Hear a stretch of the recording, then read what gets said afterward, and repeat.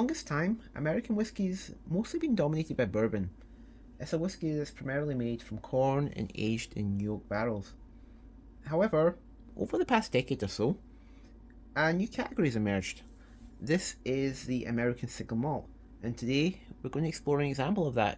So what we have here is a brand that's known as Courage and Conviction, and it comes from a distillery known as the Virginia Distillery in the state of Virginia, USA. They're a fairly new distillery. So this one here is their Cuvee cask, and it's from the core lineup. It's aged for about 4 years in STR casks. It's bottled at a respectable 46% ABV. But first, before we go into the actual whiskey itself, what is an STR cask? In short, an STR cask is just a used red wine barrel. And right away, that makes it somewhat different from the barrels that are usually used in American bourbon, which always have to be virgin oak.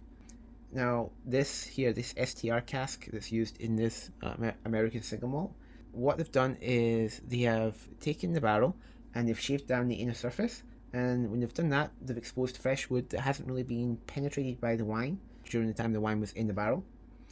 So because of that, the wood is fairly fresh, not as fresh as a new oak, but fairly fresh. So this new surface is then toasted to release some sugars, and that gives it some vanilla notes too. And then it's given a rechar to prepare it for a new spirit to go inside it. And this is also known as cask rejuvenation. These rejuvenated casks, they function fairly similar to the new oak barrels that are used in bourbon. They provide a strong oak influence, and the good thing about it is they cost a fraction of what it costs to make and use a new barrel. This is really beneficial for new distilleries, like for example the Virginia Distillery and many of the other single malt distilleries that have appeared in the USA in recent years, because this lets them buy the casks a fraction of what it might cost if they were to buy, say, a new oak cask. And this is also quite good for them because using a cask that's got a strong oak influence as opposed to, like, say, an ex-bourbon barrel like they do in Scotland, if they use one of these STR rejuvenated casks, it lets them produce a quality whiskey that in just about 3 to 4 years, just like you'd get from a fresh oak barrel. Basically, STR casks can make a young whiskey taste much older than it actually is, which is what you often find with distilleries that use new oak casks in like Scotland and Ireland. That helps the whiskey taste much older than it actually is. So it lets them sell their whiskey for like 3 to 4 years, whereas it might taste just a little bit older than that. Anyway, I digress from this. The topic of casks is probably worth a future video on its own. I don't have time to go into it. If I ever do that, I'll probably try and get a bunch of different whiskies that have different cask maturations and cask finishes, as that would be quite educational. But as I said, I don't know if I'll ever get into that. Anyway, let's get back onto the topic of this whiskey, shall we? Yep, before we go on here, just a quick look at the bottle. So this is a bottle, it's quite a tall bottle, so it doesn't really fit that well on my camera, and the box of the bottle comes in itself, or the tube, it's actually really long, so it just did not fit in the view of my camera, so that's why it's lying down here.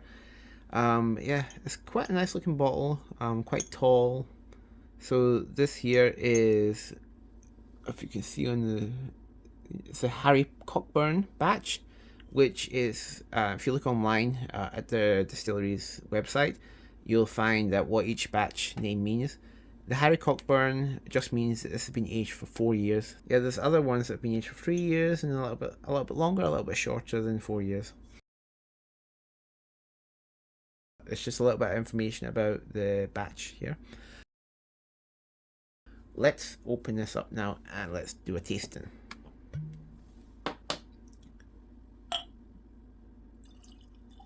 Okay, here we go. Yeah, it's a nice synthetic cork too, so it's never going to break on you, which is really nice. I wish more distilleries did that. So, our main event, the Courage and Conviction Cuvee cask. So, let's nose this first. Oh, okay. So on the nose, right away, we've got some really rich caramel and vanilla. It's quite powerful. It hits you right away. So yeah, it creates a really big first impression, which is quite cool. It's very robust too in terms of the maltiness that it's got. So, It's what would instantly separate it from, like, say, your like an American bourbon. Where with an American bourbon, you might get like caramel and vanilla coming up first, and then you get the corn coming after that, maybe. However, with this, immediately you get hit with the malt. Yeah, it's nice. The malt is more, I would say, it tends to go more in a beery direction, if that makes sense. It's like slight hints of beer, some chocolate, touch of fruit. What fruit though? Yeah, some fruit lurking in the background. I'd say it's probably blackberries and green apples.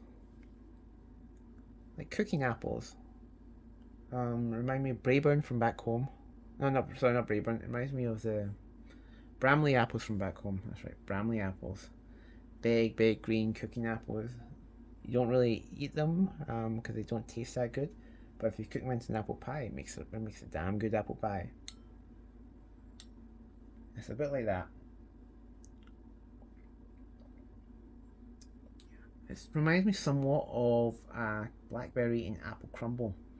So you got the blackberries from the fruity blackberries. You got the apple, but you also have a breadiness from the malt, and that adds a lot of depth to it. It's really nice, really really nice nose. But the question is, does the palate live up to the nose? So let's start.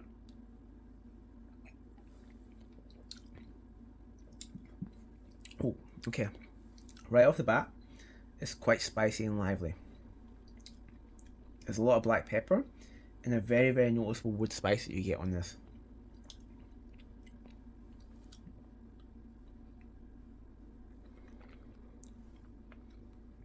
Even the second sip there, it's quite peppery.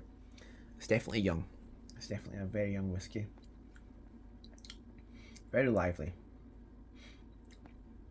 As it settles in though, it starts to get a bit sweeter. The caramel's starting to come through now. Vanilla, malt, and the malty sweetness of the barley's coming through as well now too. There's some red fruits there. Go back in more. What is that red fruit? It's still quite spicy. Okay, that sweetness again. Yeah, this is hard. There's a red fruit there. It's not quite cherries. It's not quite raspberries. Usually when you oak, one of the strong red fruit notes you get would be cherries. However, it's a little bit different in this case because this is not New York, this is SDR cask. It's similar but not quite the same. So instead, it leans slightly more towards raspberries, and that might just be because when SDR cask, even though they shave the inside of the cask and retoast it, there's still just a tiny bit of wine left. Just a tiny, tiny bit of wine. And as they rechar it, that wine gets caramelized and adds its own flavours to whatever spirit goes into the cask. So it might be from that, where it's not quite cherry, not quite raspberry, but somewhere in the middle.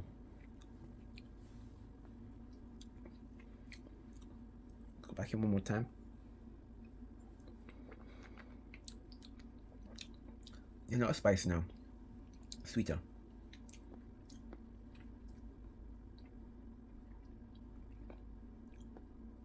Okay. As it gets to the finish, it gets drier. It's quite long, dry. There's vanilla there, and there's the oak tannins coming through too.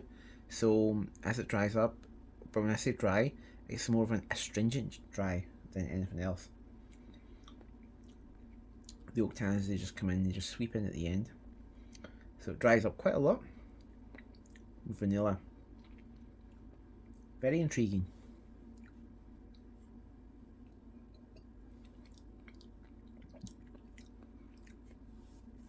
Yeah, it's a really interesting single malt. Overall, I think the choice in using an SDR cask, it lends it more of a sort of oak forward profile. It's very rich in vanilla and very rich in caramel. Yep, it's still uniquely its own thing. It's got a lot of character for sure, and you can tell it's young, but at the same time, it does carry a certain, I guess, Americanness to it that you sometimes find something like a bourbon. There's a lot of oak, that's for sure. There's a lot of oak, despite only being what 4 years old. There's a lot of oak in this.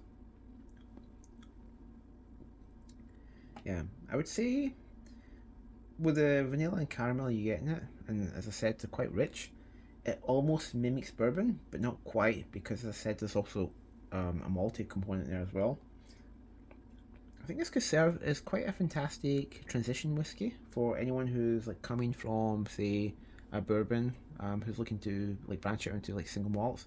Something like this, it would really go. It would really be quite nice for them to try, as it would take them. It would like let them see what that oaky profile they're so used to is like when you combine it with a single malt. It's definitely quite nice. As I said, it is young. If there's a couple more years in this, I think it would be fantastic. But as it is, I think it'd be a really good transition whiskey for anyone coming from bourbon to single malts. If you've tried this whiskey, I'd love to hear your thoughts on this. It's quite an intriguing whiskey, as I've said. It's quite fascinating in just how it bridges between different styles. And I'm just curious what other people think of this too. And yeah, thanks for watching and stay tuned for more spirit explorations in the future. Salante.